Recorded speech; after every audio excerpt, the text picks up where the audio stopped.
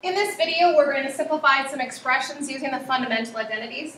We're going to focus on two types of problems today. One problem is adding fractions together that have unlike denominators, and the other is when we multiply two expressions out. So I have two examples in this video. Here's our first example. We want to combine these two fractions together. When we combine fractions together, you must look at the denominators and see, are they exactly alike? So our two denominators are 1 plus the cosine of x and 1 minus the cosine of x. If we look at those two pieces, they're not alike. So we need to find the least common denominator. What could make them both alike? So what I'm missing in the first fraction is the 1 minus the cosine of x. So I'm going to increase this first fraction by 1 minus the cosine of x. And I must do this to the numerator and the denominator.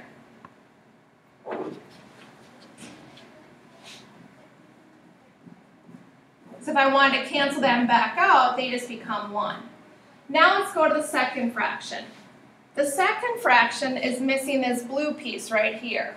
So I'm going to increase that by 1 plus the cosine of x and 1 plus the cosine of x.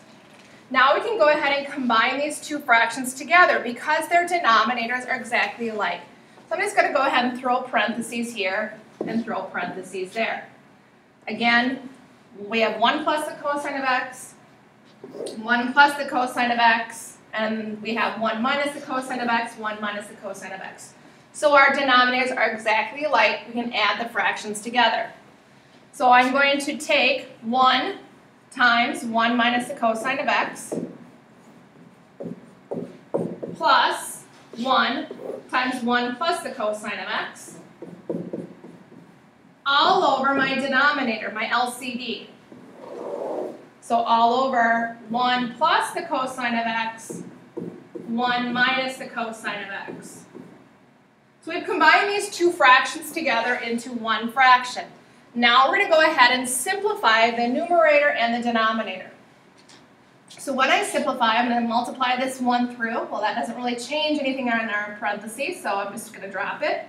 So we get 1 minus the cosine of x. Now I'll distribute again through 1. Again, doesn't change it, so we have 1 plus the cosine of x. Now we'll come down to the denominator.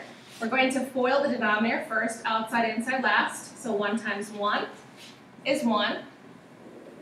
1 times negative cosine of x is negative cosine of x. Then we'll go first outside, now we're going to go to inside. Cosine of x times 1 is cosine of x.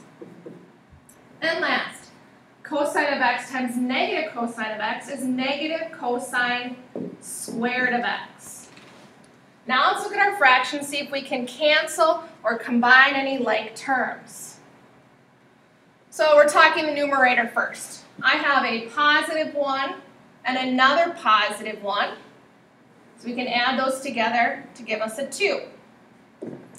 Then we have a negative cosine of x plus a cosine of x can cancel each other out. Same thing happens in the denominator. I have a negative cosine of x and a positive cosine of x.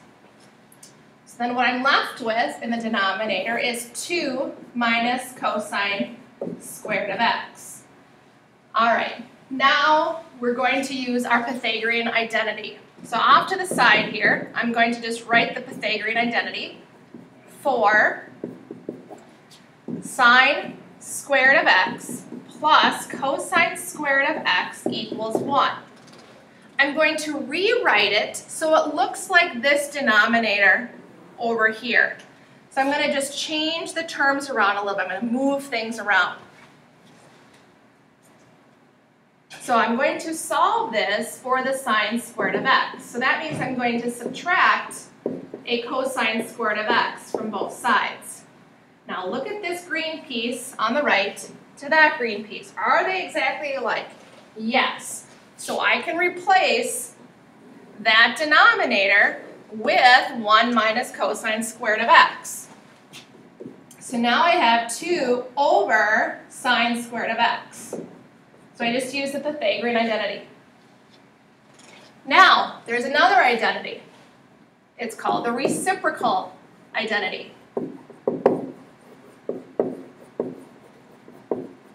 It says this: the cosecant of x equals 1 over the sine of x.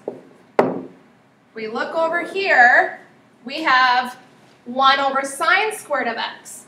So can I say this then? The cosecant squared of x equals 1 over sine squared of x? Yep.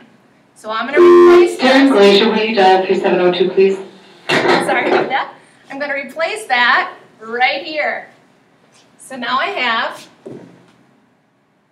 2 times cosecant squared of x.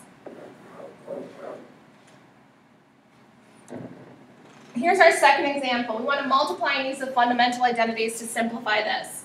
So here's what we give you. We give you the sine of x plus the cosine of x all squared.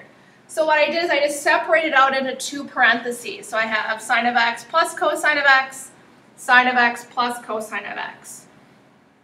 Now, we have a binomial times a binomial. We have to FOIL this. So we're going to do first, outside, inside, last. So let's take that. The sine of x times the sine of x is sine squared of x. And then we go to outside. The sine of x times the cosine of x is the sine of x times the cosine of x.